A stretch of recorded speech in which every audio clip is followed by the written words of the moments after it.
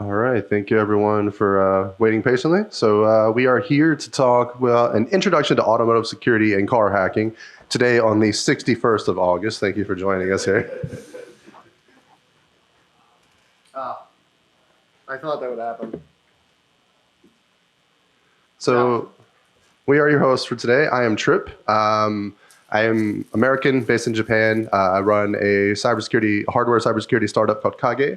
I'm the founder of TenguSec and TenguCon, and also run a not-for-profit organization called Akatsuki. I'm Tim. I am also American, based out of Japan.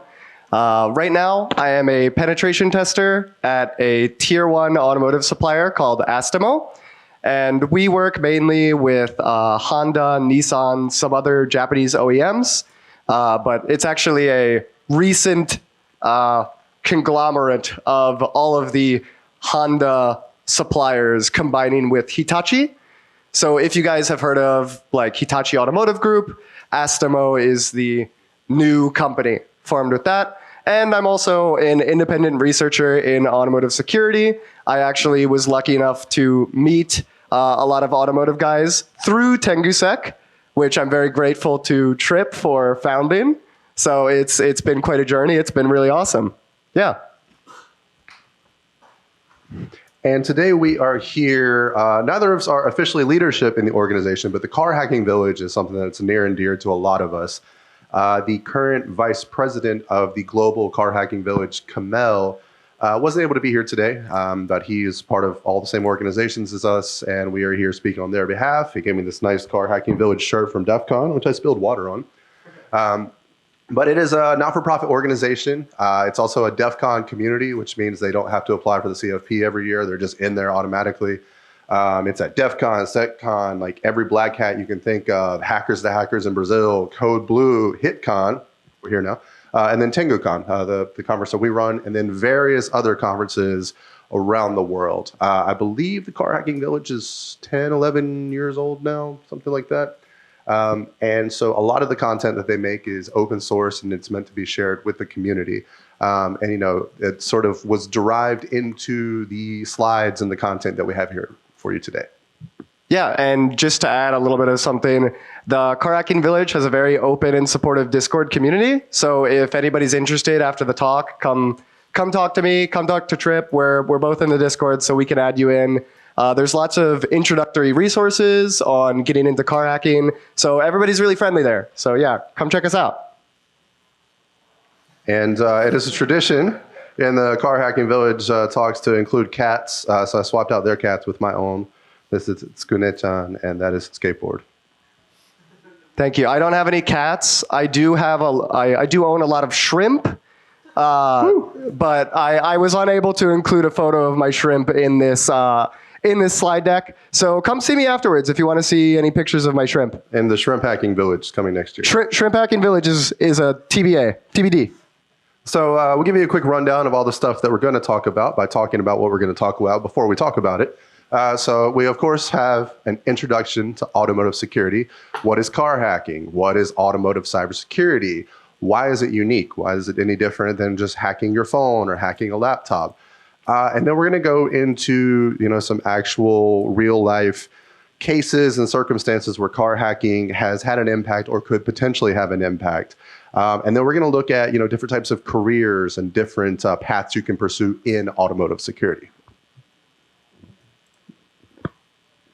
So car hacking, what is car hacking? What is automotive security? Does anybody know what a car is? That's car, that's car, that's a car. So back in the day, long before any of our time, cars looked like this. And then before that, they were even more primitive. They were just big metal boxes with a motor and a wheel sometimes. And they would just go from point A to point B. Over time, as things became more convenient and more connected, they started adding in new features like radios, the ability to control your air conditioning and set the temperature to something and remember it. The ability to have navigation, the ability to play your favorite music, the ability to update the software and those things. And then over time, that has, of course, grown into where we are today, where the average modern vehicle has more interfaces than your phone, than your laptop, than anything. And that includes Wi-Fi connections, cellular connections, 5G connections, Bluetooth, Wi-Fi, I think I already said, cameras, infrared cameras. You may have,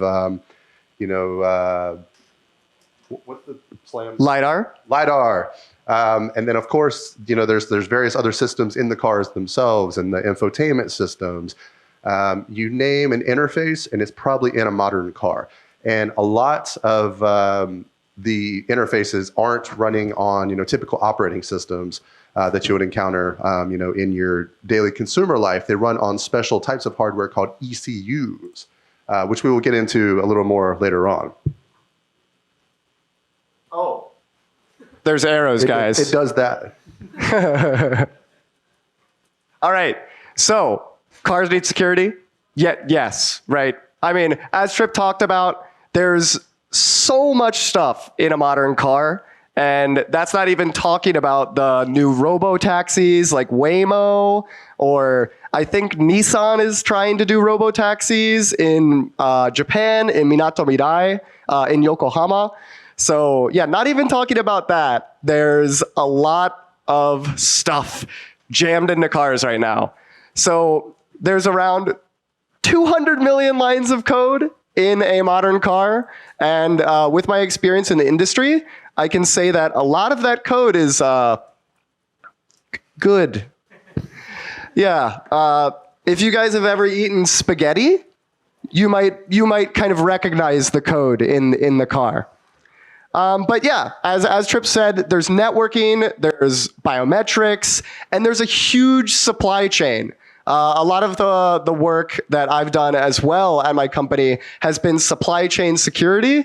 And it's kind of a mess, just kind of organizing all of the tiers of suppliers as it goes up the supply chain. So there's lots of areas that cars need to be secure in.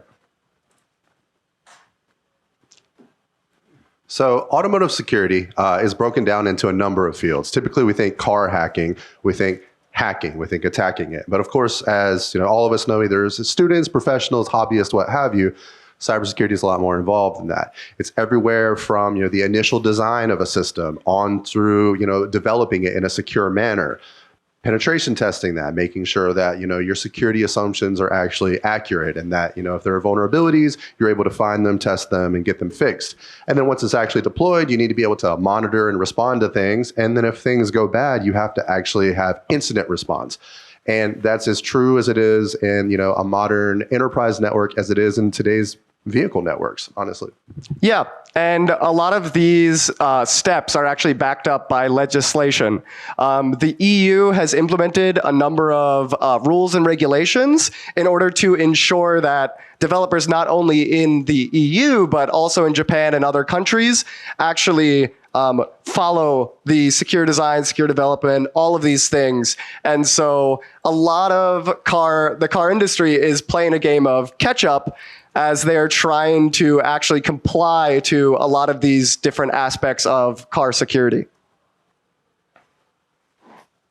So, car hacking versus automotive security. So automotive security starts at the OEM.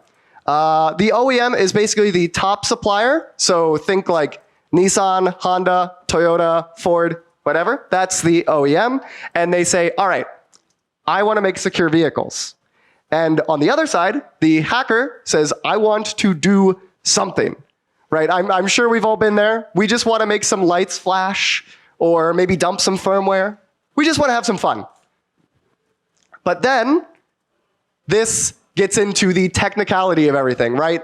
Designs, standards, as I mentioned, like the EU has been implementing a lot of standards recently that we need to comply to.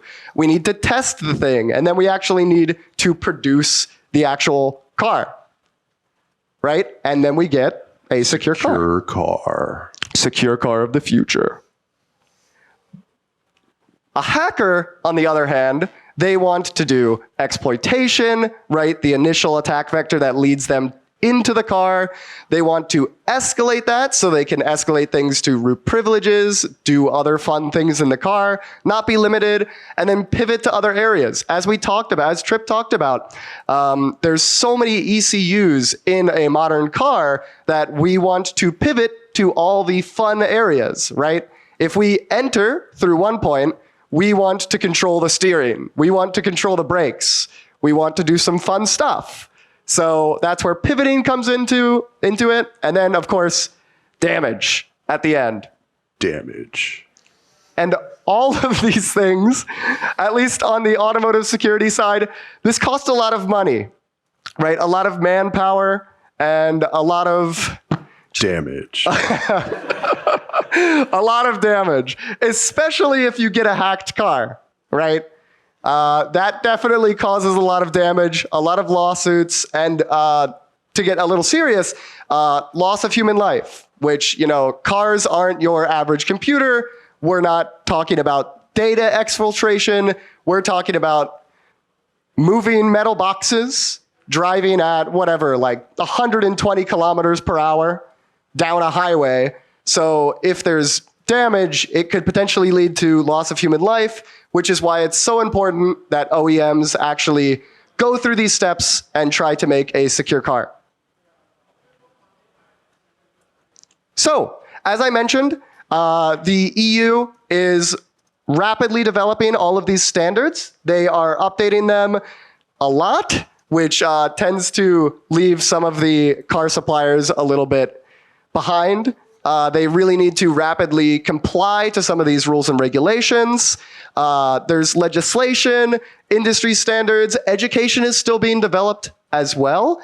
There are a lot of companies now, at least a lot of companies trying to sell my company, training, education, things like this. It's all still being developed. If you came by the table that we had, maybe I mentioned, but automotive security is very much so the Wild West, right? It's very new.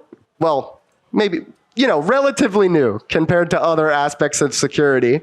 And things are still being rapidly developed, which is why, at least for me, I found it so interesting. And then, of course, integration, right? We have to implement these standards. We have to implement security.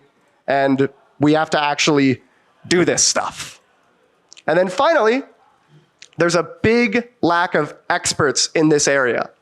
So I believe at my company, my boss told me they were looking for someone to do automotive security, pen testing specifically, at the company for about a year before they found me. And they're a pretty big company. So I think that says a lot. So that's why we're doing this talk, right? You guys could be experts. If you're interested in car security, if this talk piques your interest, maybe you'll be one of the experts one day, and maybe you'll be giving this talk. Right? Absolutely. And there's a lot to be said from a career perspective, especially as a student or someone new in their career. You know, early on, of course, you want to focus on, you know, learning your fundamentals. You might do incident response. You might do malware analysis. You might be a red team or a pen tester. But over the course of your career, if you specialize in a certain field, it's going to, one, open up a lot of new opportunities that you wouldn't have. And two, you will become eventually the expert in the world on that topic, even if it's just one small thing.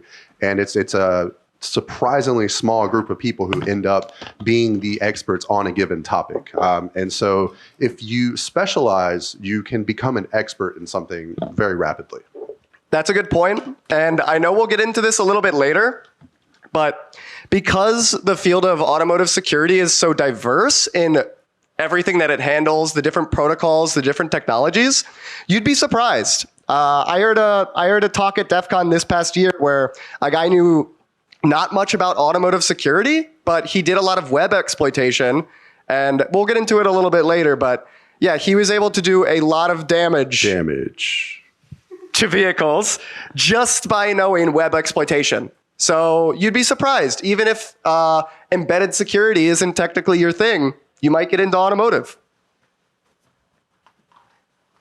So the car hacking community, as we mentioned, is still fairly small, the automotive security community. There are various groups cybersecurity conferences, hacking conferences that may not necessarily focus on automotive security, but there may be members with expertise. People can say, hey, let's go work on reversing this, one CAN implementation in this car we found, or let's focus on, building an autonomous driving system just as a hobby, all the way up to, things like the Car Hacking Village, which is a global organization. It is at various conferences around the world. There's, of course, it goes on and on down to actual certification bodies and industry security action groups, I believe is what ISAC stands for. Yeah.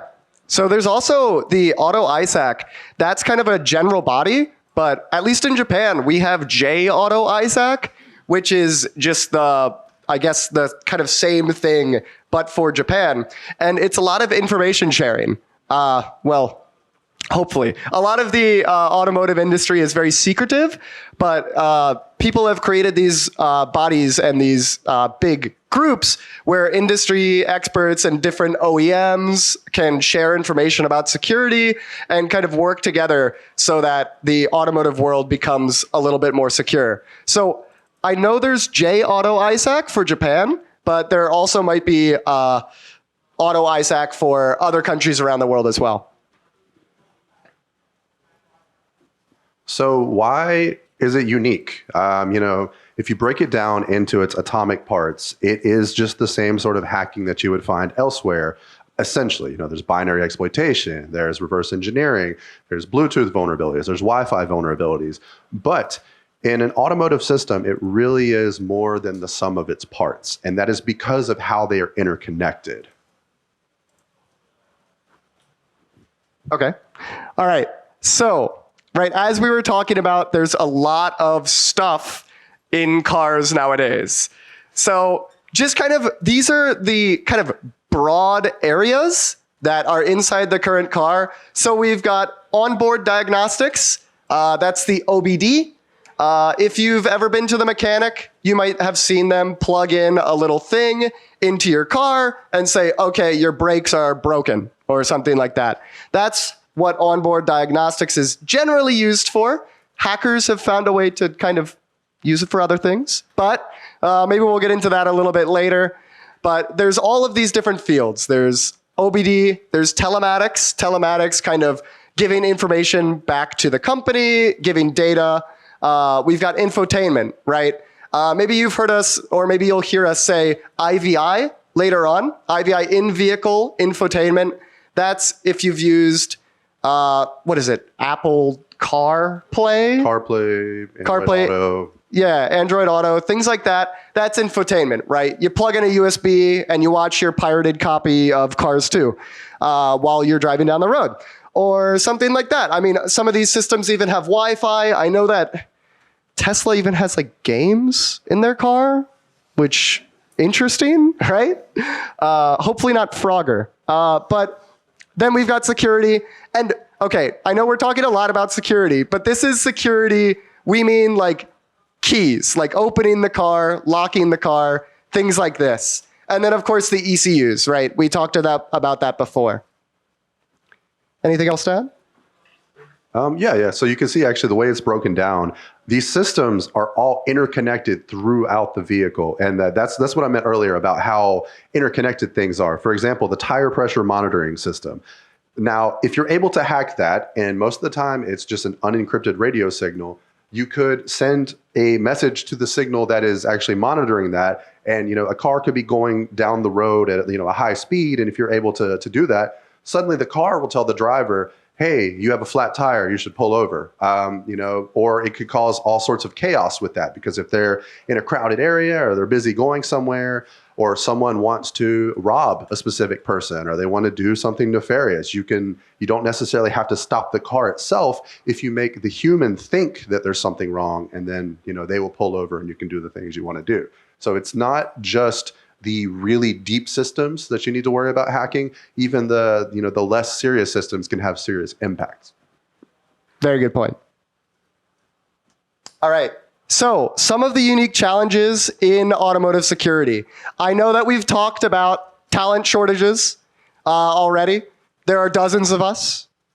I am a one-person team pen tester. Actually, in Japan, my boss was recently doing some advertisement to other companies saying, hey guys, we have a pen test team.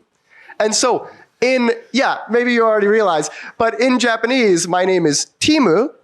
And in Japanese, the word for team is chimu.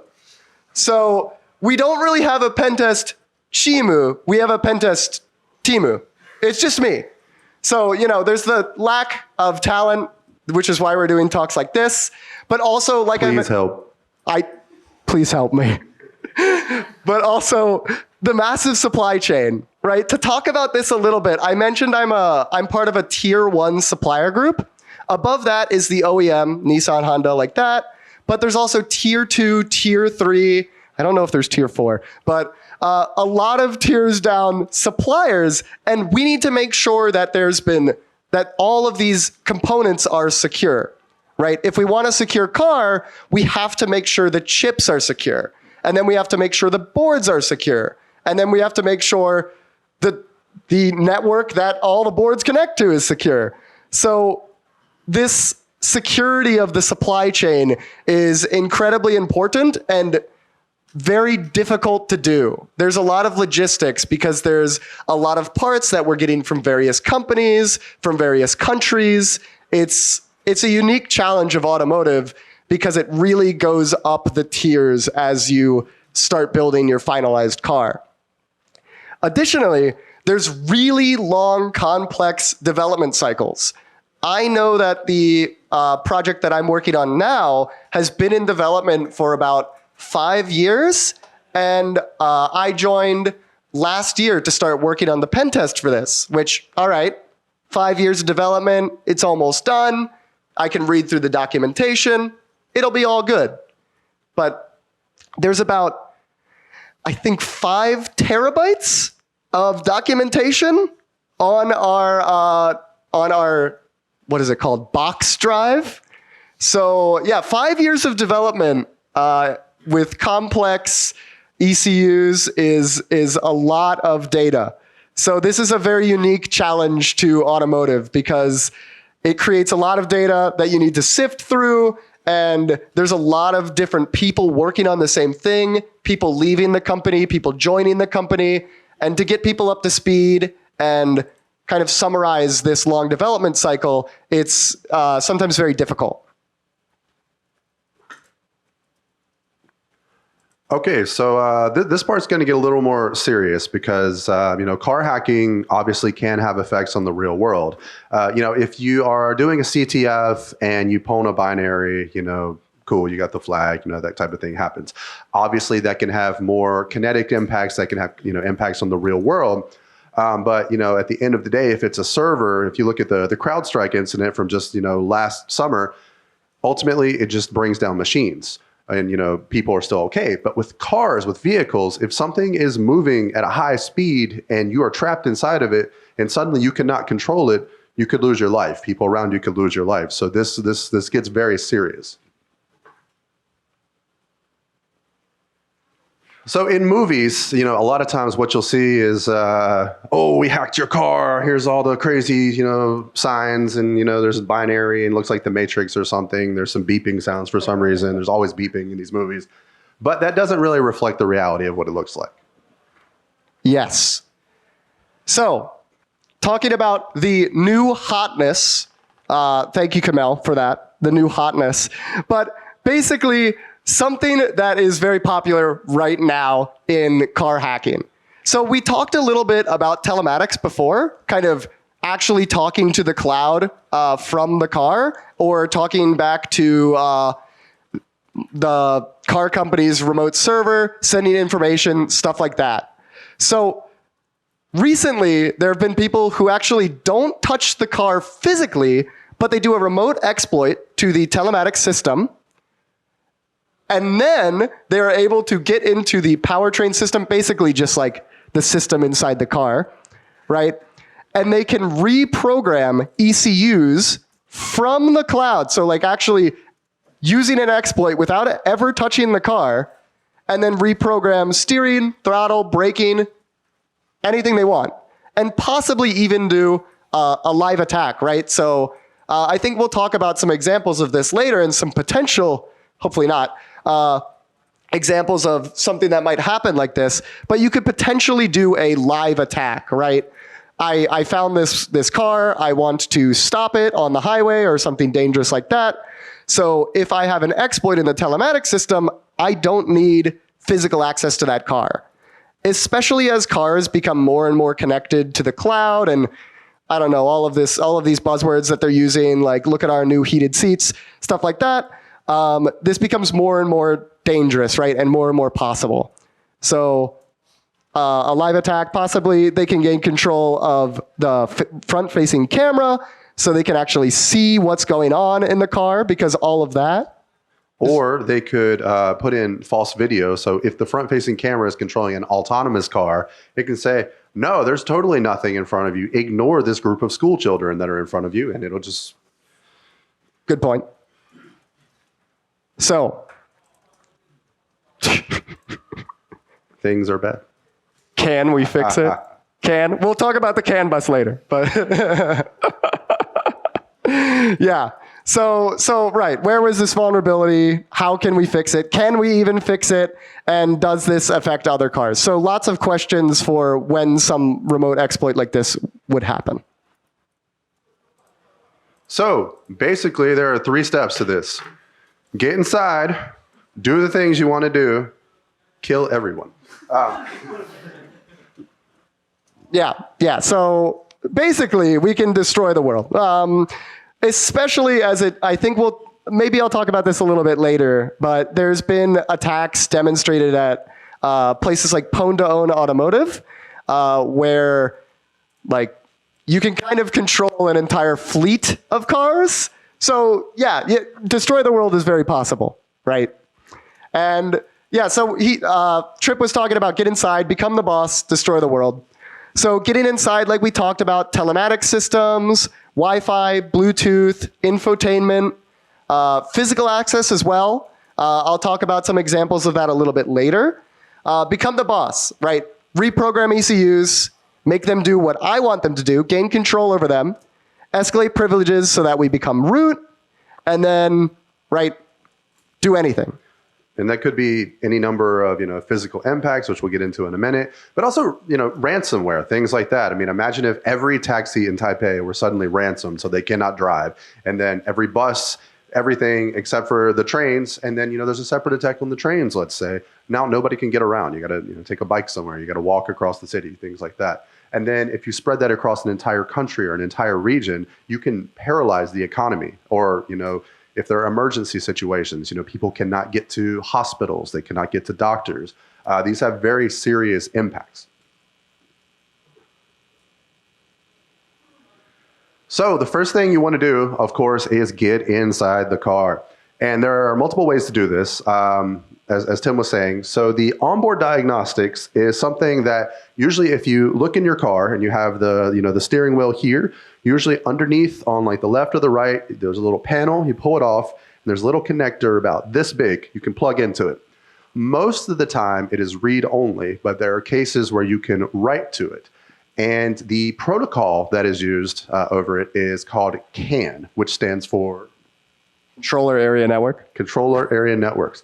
And because it is a simple binary protocol with no protections, and it is just a bus that is constantly flashing, any traffic you inject into that will be taken as truthful if there are not other protections in place.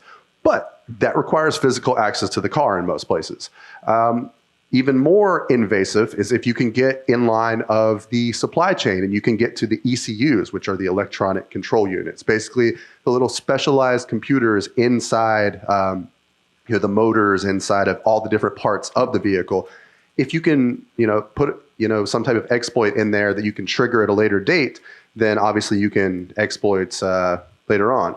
But as Tim was saying earlier, of course, there are ways to do it that are less invasive, such as going after the security systems, which we'll go into in a little bit with a new attack that's recently come out. Then also the infotainment system. Yeah. And then, so thank you, Tripp. for going into more detail about the first 2 steps. And then the third step, destroy the world, right? I don't know, how many people have seen this picture? Anybody? Raise hands. Yeah? Yeah? This is very famous. I showed this picture to my boss, and he was like, yeah, I remember that. But yeah, so basically in 2014, a group of 2 researchers were able to find out that they could hack a Jeep, right? What does that mean? So basically they found some exploits in the Jeep car that allowed them access to the CAN bus. And as Tripp was saying, the CAN bus is entirely unencrypted and it's broadcast. So every ECU receives every message if it's on the same bus.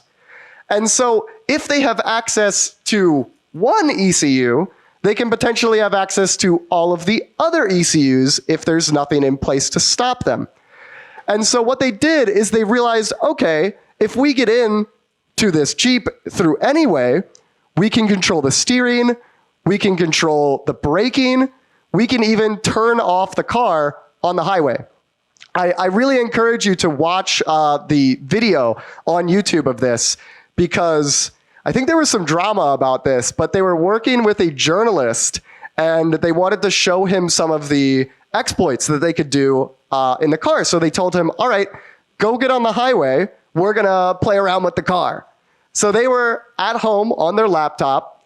And at first they just started, messing with turn signals, like turning on different lights on the dashboard. But they got a little too excited and they actually turned off the car on the highway. And the journalist was fine. Everything worked out. But he was extremely angry at them because, right, you turned off the car on the highway. Like, that might be a little bit dangerous. So, yeah, it can be incredibly dangerous. But this was one of the kind of first attacks in car hacking where kind of the automotive industry woke up and realized, shit, like we got to figure this out, right? So then in 2020, there was Tencent Keen Security Lab where they were able to kind of do a experimental security assessment on Lexus. And we actually have a slide on that a little bit later. Yes. All right. So I already got into this a little bit, but yeah, the infamous Jeep hack in 2014. Anything to add? Good? All right.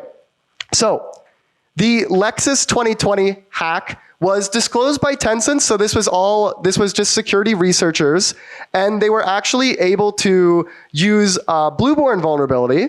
And because the IVI system, you connect your phone to Bluetooth, you start playing your music, they were able to use an exploit to gain access to remote code execution on the main IVI board.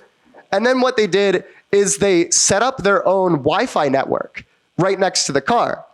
And because they have access to the IVI system, which also can connect to Wi-Fi, they were able to direct IVI to connect to their own malicious Wi-Fi network. And then from there, because they now control the Wi-Fi network, which sometimes Lexus or other cars use for updates on the car, they were actually able to update any ECU on the car from their own malicious Wi-Fi network. And all of this is without physical access to the car. It's Bluetooth, so it's close range, but I could do this potentially if you're stopped at a red light or if your car is parked and running from 10, 30, 40 feet away. And this is also because of lack of firmware signature checking. This is basically, I'm sure a lot of you are aware of this already, but a lot of firmware in the embedded devices ideally has a signature. And so Lexus, in this case, were not using signatures on their ECU firmware. And so with just this Wi-Fi backdoor, they were able to easily reflash potentially any ECU in the car and then get arbitrary CAN bus transmission, which basically means destroy the world. I have your car now. Bluetooth, Wi-Fi, ECU, CAN. And so some more recent things that both involve car hacking and don't involve car hacking, potentially could. Just a couple months ago, there was the incident with, in the Czech Republic where the vice president-elect of Taiwan was uncovered to be part of a plot by, let's say, malicious actors to cause a car crash to sort of assassinate them. Now, this involves a person driving another car, but imagine if you were able to, say, compromise the vehicle, which is carrying the vice president, and then you are able to control the steering wheel. And then you wait until they are crossing over a bridge, and then suddenly you just make a sharp turn to the left, and now everyone plunges off the bridge into the water. This is a very real threat if these things are not addressed. And then very recently, it was actually thought to be a rumor. When I was at DEF CON last week, people were saying, is this real? Is this not real? There's new Flipper Zero firmware that makes, taking over a key fob on a car now completely feasible. And it is so damaging that it is persistent, and it actually destroys the ability of the original key fob to ever function again. And essentially what this enables is with just a Flipper Zero, you can steal any car you want and just drive it now because of the security implications of automotive security. Perfect. Yeah. This Flipper Zero thing was really, really scary. I encourage you guys, there's a really easy to understand YouTube video that covers it. And yeah, like Tripp said, one of the things is the guy tested it on his own car and broke his own key to his car. He can't use it anymore. Because of the way the rolling codes work, because a different machine sent one of the codes, now his own key fob is out of sync with the car. So I think he just needs to get a new one. But I mean, that's like, I don't know, $50 to $100. I don't own a car. But yeah, it's very scary. I really encourage you guys, if you have a Flipper Zero, look into this. Don't get the firmware. We do not steal cars. Yeah, I actually, the firmware isn't on the open internet right now. So like neither of us even have it. It's, yeah, in the right hands. All right. So talking more about a real life attack example, this was at Pwn to Own in 2022. Now, actually, we have our own Pwn to Own. We have Pwn to Own Automotive. Yes. Last year, actually 2025, January, it was in Japan. So if you guys are interested, I'm sure they're going to be hosting a Pwn to Own 2026. I'd love to see you guys there. But yeah, this is a Tesla Bluetooth RCE. You've seen Bluetooth a couple of times before, right? There's a lot of vulnerabilities in it. And since IVI uses it so much, it's very easy to kind of escalate through Bluetooth. So what they were able to do is they were able to use BlueZ payload, exploit number 1, to get into the IVI system. But because, Tesla, they care about security, inside IVI, inside the Bluetooth space, there was a sandbox, right? So they weren't able to execute code as root. They were in sort of a user space. But then they used an exploit via HCI, basically a Bluetooth CPU communication protocol. They were able to exploit a vulnerability in that to then get root. And since they had root on the IVI system then, they were able to do a third exploit to then reflash some of the ECUs on the car. And like I talked about before with firmware signatures, Tesla was employing firmware signature checking, but they were able to find another exploit, and they were able to actually bypass all of this firmware signature checking to then reflash any ECU on the Tesla car. Yeah, and then gain access to the CAN bus. So, if this sounds interesting to you and it sounds like something you want to do, you can, of course, consider a career in it, or you can do it as a hobby, but there are a number of different paths you can take. Yeah. So basically, on the industry sides, there's technical, there's non-technical jobs, there's pretty much a lot of everything. So this is kind of what an ideal development cycle would look like in a secure car. So first you start with design.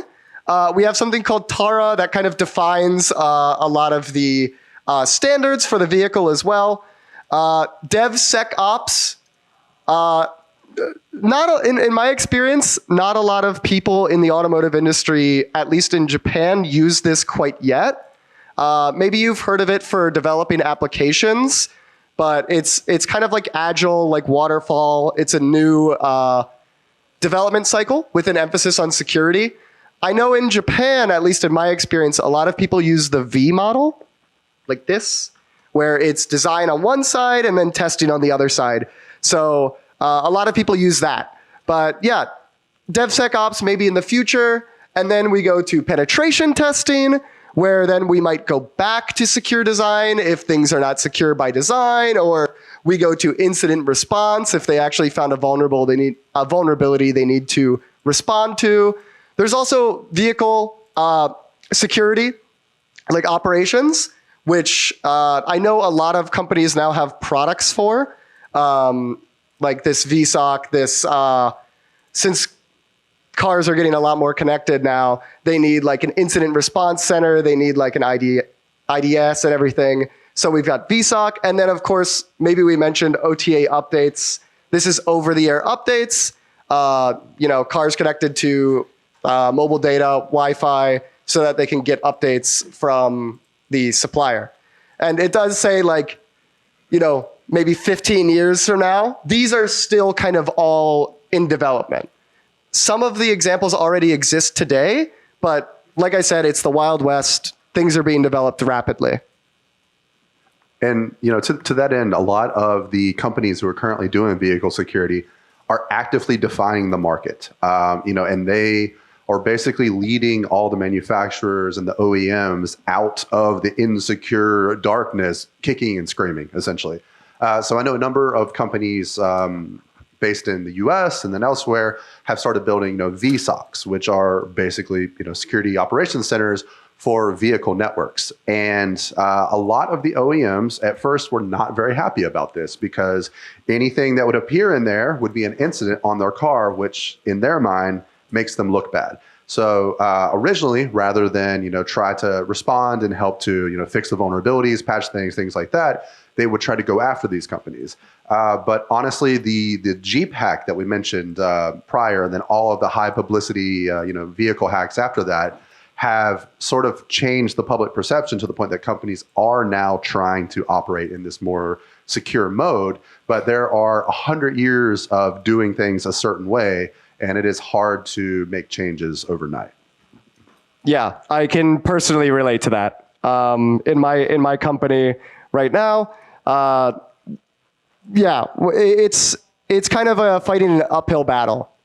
Getting people to change, getting people to kind of welcome security and welcome, hey, my thing is broken, that's cool, let's fix it together, instead of, you found something that broke my thing, I hate you now, F you. So yeah, it's a lot of cultural change. It's going to take some time. All right. So also, if you don't want to work directly in the industry, right, for an OEM or one of the suppliers, you can always do this independently. You can hack stuff. Yes, things are hackable. So here's just some headlines. You can look them up later for some more details about them. But a lot of people are doing security for automotive outside of the automotive industry. Like I mentioned before at the talk at DEF CON, a guy who really liked web security found a vulnerability in, in a dealership web portal. The dealership web portal controlled setting up a mobile app to start your car and also look up all the information about the customer, a lot of sensitive data. And so he actually found a vulnerability in the website where then he could access the admin page for all of the dealerships in America for this particular car company. And so because this was linked up with the mobile app to start your car, he was able to switch ownership of the mobile app to his own phone and potentially own and be able to start anybody's car in America that went through this dealership and owns this specific type of car. But yeah, you don't need to even work in embedded. You can also do automotive on the side and in different industries than just embedded, CAN, things like this. The difference between hacking and security research is writing things down. So make sure you document what you're doing. You don't just, go for it. Yes. Don't steal anyone's car. All right. How do we do it? How do we do the thing? Let's find out. How do I ruin my dad's car? So starting off, and this one is, it's getting on in age. This one's 15 years old, but this is ICSIM. And it is basically an instrument cluster that can be controlled with like a PS2, PlayStation 2 controller.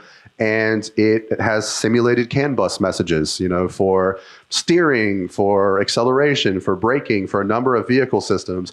And as you can see in the screenshots here, it has a nice little instrument cluster. It's, got visualization of the controller up there.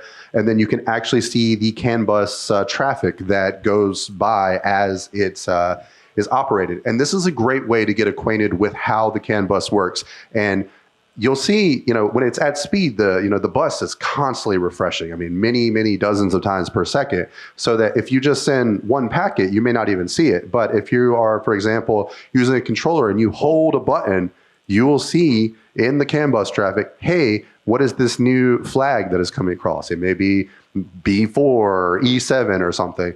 And it is very cryptic until you actually do the reverse engineering to figure out, okay, what does this code mean in this particular vehicle system? And that's something that across manufacturers, across OEMs, everyone has their own implementations of CAN.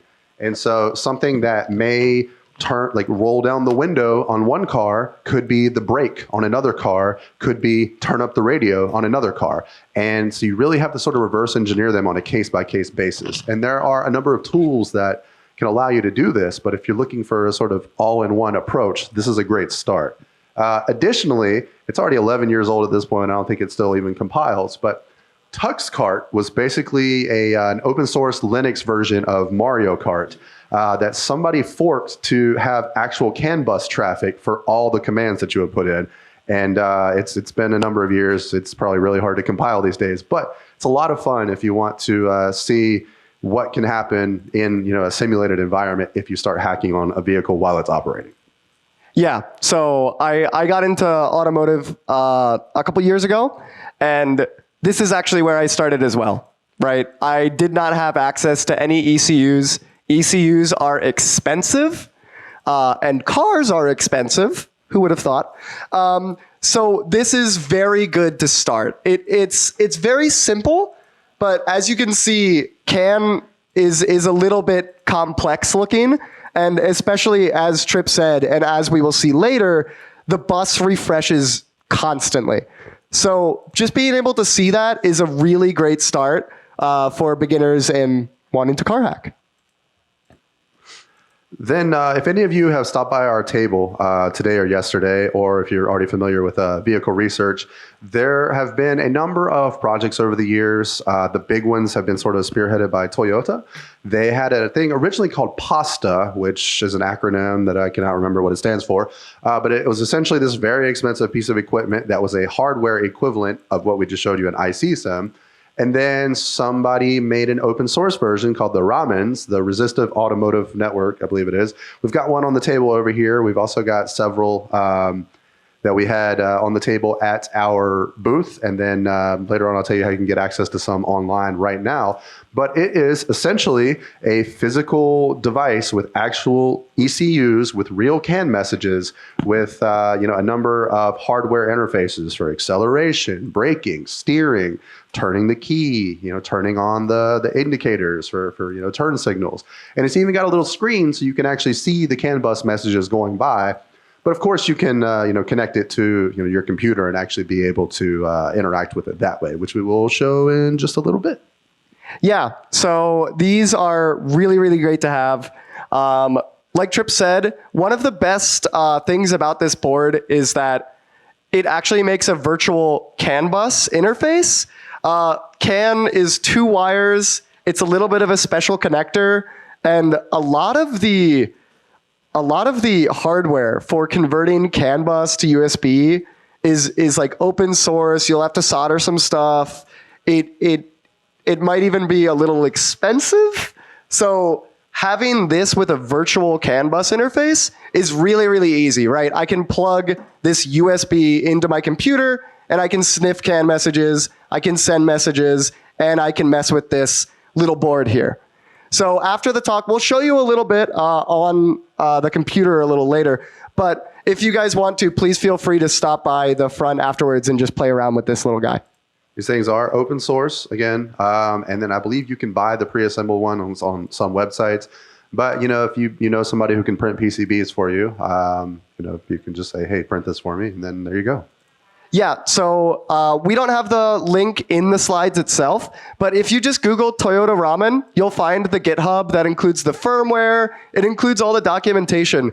So the documentation's really nice, and it also includes instructions on how to purchase the board itself. So yeah, we are not sponsored, but this is a very nice open source project. So yeah. All right. So this is an ECU in a box. A little bit more expensive. Tripp mentioned the automotive pasta made by Toyota. This is actually a custom built one developed by a guy named Mintynet. I believe he's active. He's very active in the car hacking village community. And so yeah, he built this little ECU in a briefcase. Looks very similar to the Toyota automotive pasta. But yeah, it's a little more extensive, as you can see, maybe by just looking at it. It's a little more extensive than this little guy here. But of course, a lot more expensive and custom built. So there's a lot of levels of kind of how much car hacking stuff you can do without a real car. But people are really active in the community. And so you get projects like this that are building on the projects from others, building on the Toyota automotive pasta, and kind of making his own custom ECU in a box. And then this is actually a new one that my company has developed called Crystal. It stands for Kage Remote Interactive Security Testing Lab. It is essentially a web interface that allows for hacking on physical hardware targets. It's still in pre-alpha. There's an invite code there. Feel free to take a picture of it, check it out. There will be bugs. Please use the feedback function. I can show a demo of it a little later, but this was our very original prototype version we made. And this infotainment system you see here on the screen was actually a pwn-to-own target from last year. And we were able to, in our original demo to our investors, prove that over the internet, we could connect a USB emulator to this device the same way you would be able to in an actual car, and manipulate the touch screen by clicking on the video, and it would tap the things on the screen and actually load the USB payload, and it would cause the crash and actually execute the code entirely over the internet from a different country. And so that is sort of the concept of what it is. On the alpha site right now, we've got these RAMN boards that we mentioned. We have 5 of them with unlimited access for anybody who signs up. So feel free to get on there and you can hack on them as much as you want. There will be bugs, so beware of that. Guys, it's really cool. He's got a robot arm that controls this. There are robots, yes. Yeah, very cool. I encourage you guys to check it out. All right. So, demo time, as we know, maybe from other conventions. As we know, live demos are always bad. But let's see. Let's see if I can do this. All right. So, I have my Kali right up here. Let's see, I can snap it there. And I am connected to, I can probably, hello. So I am connected to the RAMN here. Let's see if I can resize this window without, oh God. Guys, I can hack a car, but I can't resize a window. Well, that's fine. That's good enough. All right. So I typed in, oh God, it's so hard to see this. All right. Podiums are hard, guys. Okay. It's on this one. Okay, so I am connected right now to the RAMN. And you saw, I typed in the command. I mean, I had typed it before. It's just Can Sniffer. Can Sniffer is a open source utility, part of the Can Utilities package, which you can download via most package managers onto any Linux machine. And think of it just like Wireshark for Can, right? As we were talking about before, the CAN bus goes by really, really quickly, right? There's a lot of hex on the screen, there's a lot of data, and so yeah, he's kind of fiddling with it, and you can see it changing in real time. And so what you can do with this RAMN is you can analyze this traffic, fiddle with the thing, turn on the headlights, and try to, you can also do a different command that will actually dump this to a file. So you could potentially analyze it afterwards, try to find out what does what, and then send that back to the RAMN to control it via your computer instead of the physical hardware. So earlier, I was kind of messing around, and I wanted to, oh geez. I wanted to turn on the check engine light on this guy. So yeah, it's very hard to see. After the talk, you guys can come up and maybe I can demo this a little closer so you guys can see it. But I wanted to turn on the check engine light, and I found a CAN frame that does turn on the check engine light, but it was only for 1 second. That's boring, right? I want the check engine light. I want this person to go to the mechanic because of me. So I decided to just do a little bash script to just loop the CAN sending message. And I don't know, we'll see what happens. So this kind of goes to show how easy it is to crash the CAN bus. I made my little script here. Did I type that correctly? /can, creative name. All right, so this is basically my little script, 3 lines of code, 3 lines of bash code just to loop this CAN send. And so you can watch the bus there. It's going to do that, and then you might have noticed that things stopped. Yeah, so the CAN bus is sometimes very fragile. We broke the board.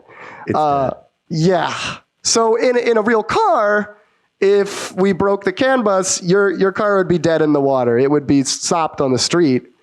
Luckily, this isn't persistent, right? We plug it in, we take out the plug, we plug it back in, it works fine. But this could have really bad effects in a real car, on the highway, anything like this. So the CAN bus is very sensitive. There are a lot of different, we didn't get into it in the talk, it's a little more complicated, but there are a lot of mitigations for this that the industry is currently developing because the CAN bus is a little sensitive. Things like CAN FD, a new version of CAN FD is flexible data rate. So it allows for a little bit faster, a little bit bigger messages. And so something like this might not happen so easily. Additionally, there's things like gateway ECUs that actually filter CAN messages and try to decide, all right, is this a real message that I should accept on the CAN bus? And just pure CAN bus traffic can, of course, cause effects. But I've been on a number of pen tests in the past, and one that really sticks out to me was we weren't able to cause any effects on the CAN bus itself because of the countermeasures which Tim just mentioned. However, we did have an exploit on the infotainment, the IVI system, via USB, where if we loaded a malformed MP3, we could get code execution or just cause a denial of service that would cause it to crash. Now, it wouldn't affect the rest of the vehicle from a data perspective, but because the IVI was on the same power bus as the rest of the devices in the cabin with the driver, the speedometer, the odometer, everything the driver relies on to be able to operate the vehicle, when the IVI would crash, they would also crash because the power bus was the same, even if the data was protected. So you've got to think from all perspectives on this. Very good point. All right.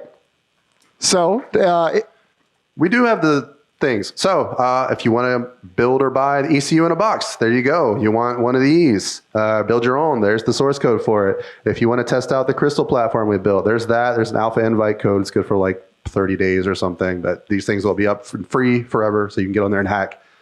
So we'll leave this up for another 30 seconds. 30 minutes. 30 hours. Guys, we really want you to take a picture of this. Please take a picture. We believe in you. This is one of those old, if you guys were on the internet like 13 years ago, this is one of these old links that has an ad in the link, and every time someone clicks it, I get like $10. I didn't know GitHub did that. Alrighty, moving on. If you're curious about the car hacking village, there's that. If you want to talk to me for whatever reason, here is my signal. If you want to talk to Tim, which I highly recommend, here is Tim's signal. So please reach out to us, and that concludes our talk. We're happy to, we've got another 20-ish minutes. You can come up, ask us questions. We're happy to talk afterwards. You can come play with this thing and enjoy your life. And thank you all very much. Yeah, thanks, guys.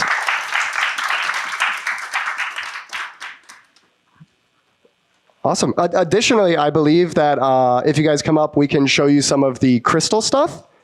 So if you guys want to see that, you can come up. Maybe we'll put it on the screen.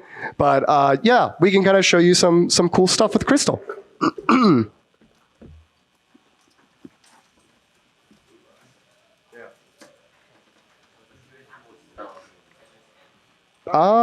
Let's do QA. Yeah. Any questions?